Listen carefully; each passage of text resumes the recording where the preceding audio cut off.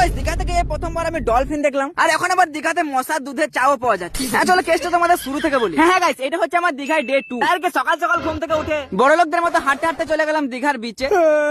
আর guys আমি শুনছিলাম new দীঘাতে নাকি সকালবেলায় ডলফিন দেখা যাচ্ছে, তাই আর কি এখানে শুয়ে শুয়ে ওয়েট করছিলাম যে কখন ডলফিন দেখতে পাবো। আর হঠাৎ করে দেখি আমার সামনে দুটো বড় বড় ডলফিন।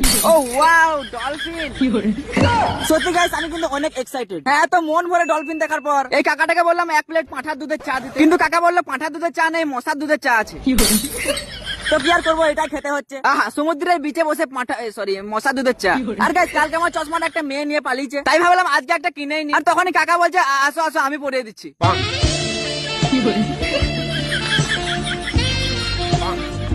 ও সালা এবার তো পুরো সত্যি সত্যি বড় লোক মনে হচ্ছে। হ্যাঁ তো আর কি সোজা চলে গেলাম আমাদের 5 স্টার বিছানায়।